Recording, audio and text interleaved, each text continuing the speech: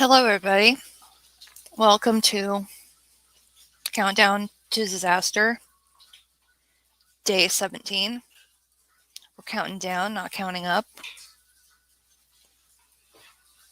If it makes you dizzy, I'm sorry. Tonight's going to be a little bit of a shorter stream. I'm not sure if anybody's coming. I hope so. But I'm going to go ahead and post the link.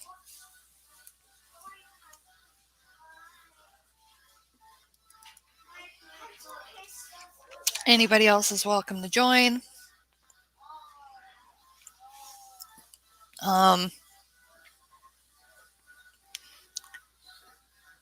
Tonight I'm going to touch on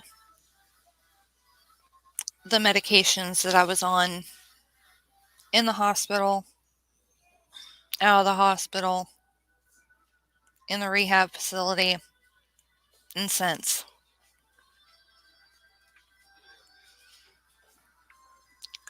While I was in the hospital, I was put on a continuous drip of Dilaudid. I was also put on gabapentin, a slew of, and viewer discretion advised. Some of these things may gross you out. If you are easily grossed out, click off. I was put on a slew of stool softeners. I also had to have a tube stuffed down my nose and was put on a formula for tube feeding.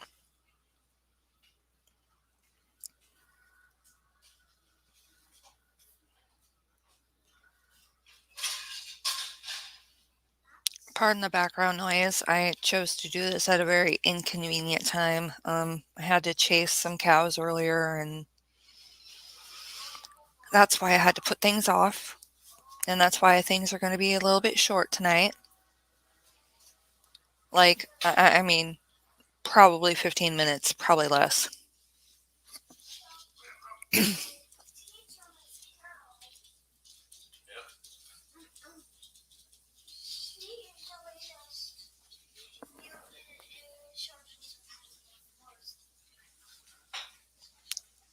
Just a second.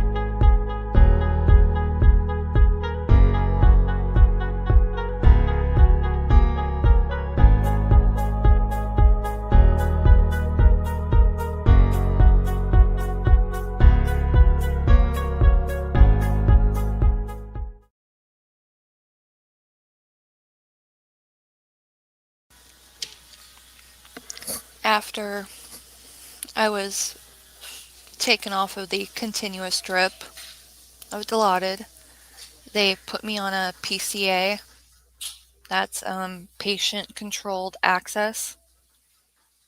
It's basically a button that's hooked up to a tube that connects to a pump where every, I think it was 12 or 15 minutes, I was allowed to press the button and it would give me a bolus of Dilaudid. that came in rather handy. Once they started physical therapy, they would have me press that button. Once they were about to start, readjusting my pads and clean me up after going to the bathroom, they would have me push the button. While I was in the hospital, they put me on a thing called a wound vac.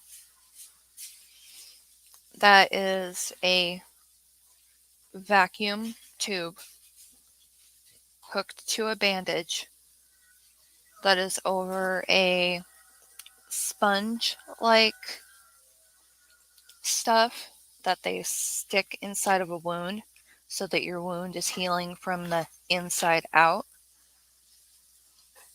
instead of the outside in. I'm not sure of the dynamics or the reason why they want it to happen that way, but that's just how they had to do it. I do not have stitch marks on the sides of my scar. The only place they had to do a wound vac on is the incision where they had to repair my liver and my colon. They had me on the wound vac from in the hospital through the rehabilitation facility. Right before I was discharged from the rehabilitation facility, they went ahead and removed it, and they put a long, wide bandage on my abdomen. It's probably the worst scar I have, period. The one on my right arm is pretty bad, but not compared to the one on my abdomen. I know people have it worse.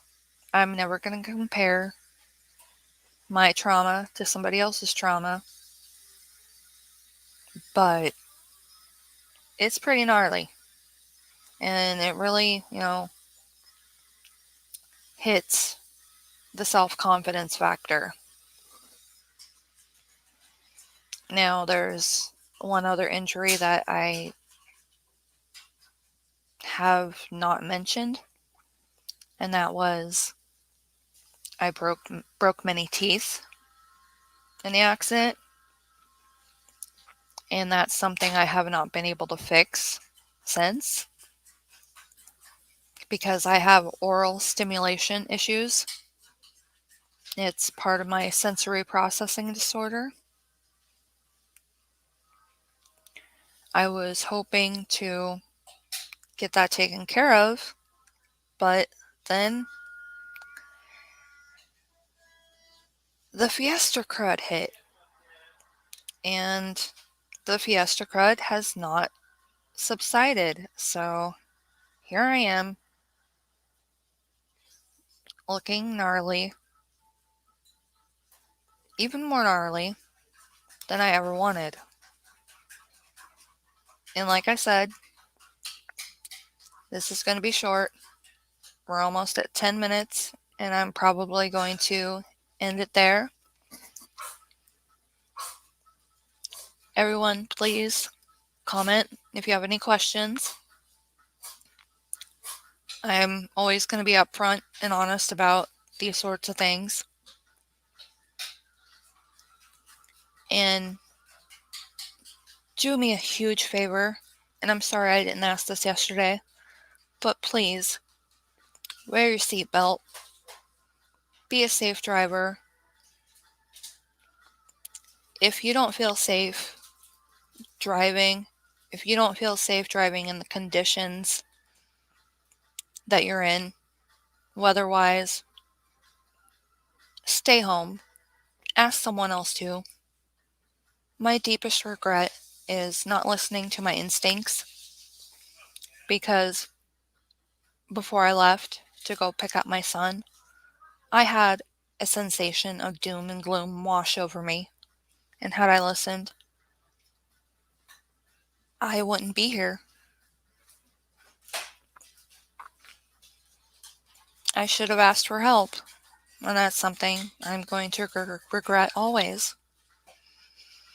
But on that note, I hope you guys have a great night, and I'll see you tomorrow.